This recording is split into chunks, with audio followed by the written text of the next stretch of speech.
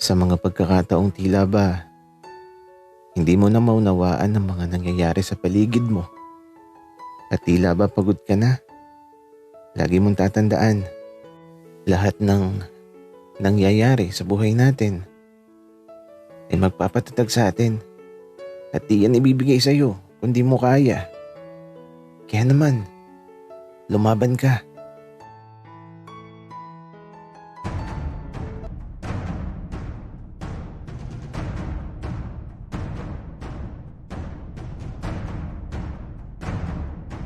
Kaibigan, huwag mong kalimutan mag-subscribe sa aming channel at huwag din kalimutan i-click ang notification bell at subscribe button. Subscribe na!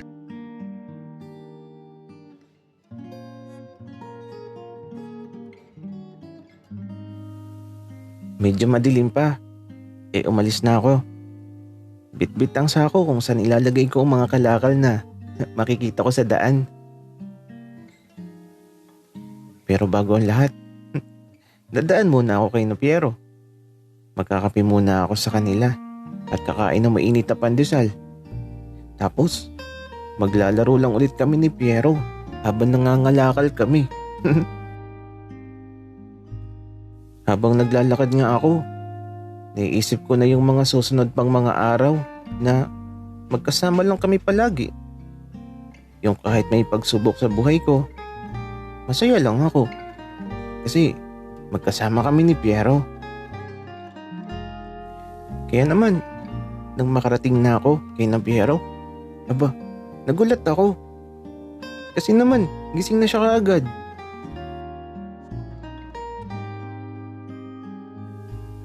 Ethan, tanghali ka na.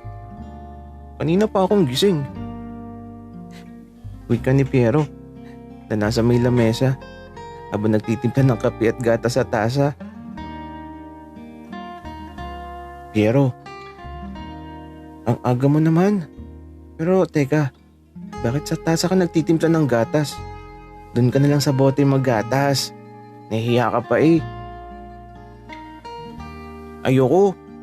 Mas gusto ko maggatas sa tasa. Kung gusto mo, ikaw na lang ang magkape dun sa bote. Sa'yo na lang. Uy ka naman ni Piero kaya ito. Natawa na lang kami pareho. At mula dito sa kusina, lumabas kami ng bahay habang bitbit ang gatas at kape namin. Tapos, nagtungo kami sa may ilalim ng puno kung saan may maliit na lamesa at upuan dito. Dito na din namin pinagsaluhan ang napakainit na pandesal na binili ng papa ni Piero. Sa sobrang init nga, napaso yung bibig ko. Ang init. Pero masarap. Wika ako. Oo nga, Ethan. Ang sarap. Alam mo, sana laging ganito lang tayo palagi. Masaya, tapos sabay kumakain, tapos maglalaro lang. Oo naman, Piero. Lagi lang tayong ganito. Tsaka alam mo, kung di kita nakilala, baka di ako naging masaya. Bakit naman, Ethan? Kasi Piero, may nakakalaro na ako. Tapos, di ko na ulit nararamdaman yung pagkalam ng sikmura ko. Ganun ba, Ethan? Pero, medyo mataba ka na ngayon kaysa nung una kita nakilala. Tsaka, mas bagay siguro sa'yo, Ethan, kung mas mataba ka pa. Pero, di naman yung sobra. Basta, medyo mataba lang. Sige, Piero. Magpapataba ako. Pero, bakit pala ang aga mo gumising? Wala lang, Ethan. Gusto ko lang gumising ng maaga para mas mahaba ang oras na pagsasamahan natin. Ganun ba? Di tara na. Mamasyal na tayo. Wika ko naman. Kaya ito, iniwan na namin ng tasa na ginamit namin, tapos dinala na namin ng natirang pandesal at si Piero, lagi may dalang bag kung saan nakalagay ang pagkain namin sa tanghalian. Kung saan-saan nga kami nakakarating sa pamamasyal namin. As in malayo ang nararating namin. Pero sa pagkakataon to, parang gusto kong pumunta sa lugar kung saan nakahimlay ang alaala ni tatay at nanay. Kaya lang, napakalayo nun.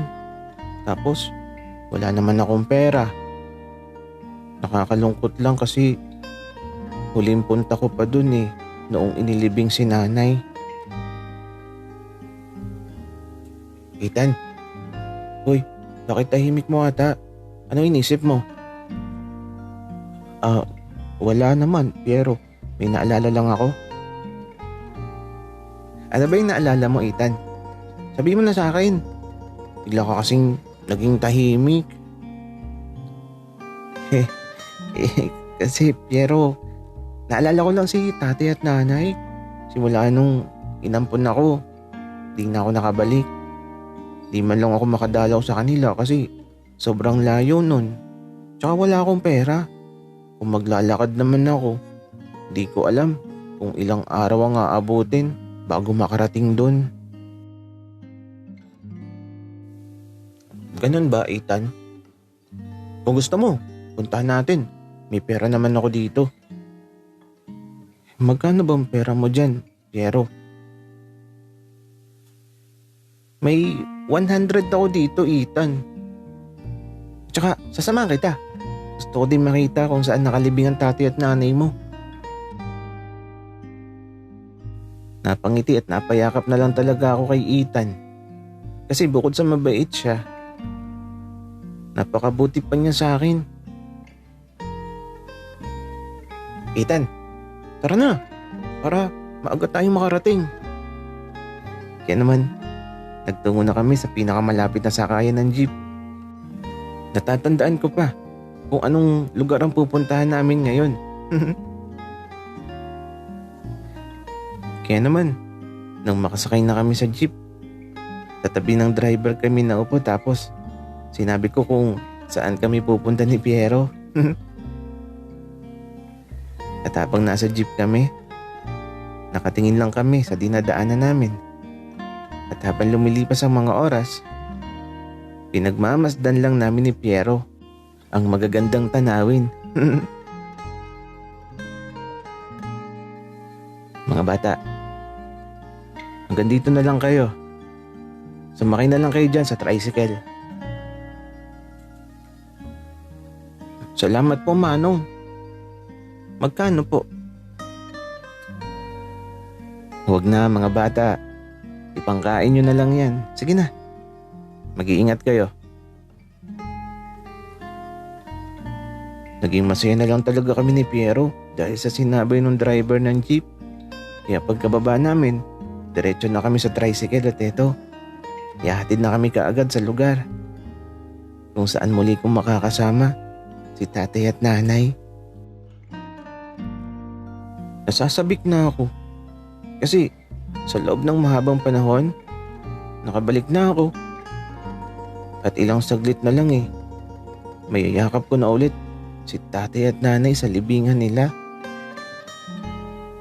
Ethan, sobrang layo pala nito.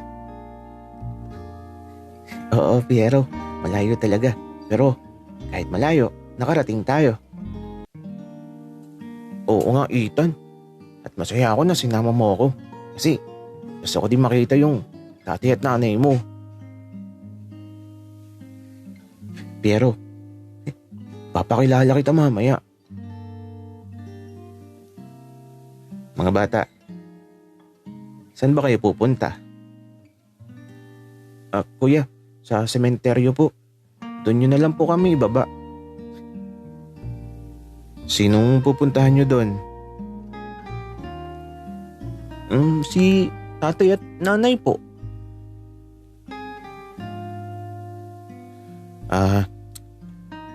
Ganun ba? Uli lang dabos ka na pala. O siya, andito na tayo. Manong, bayad po. Wika ko.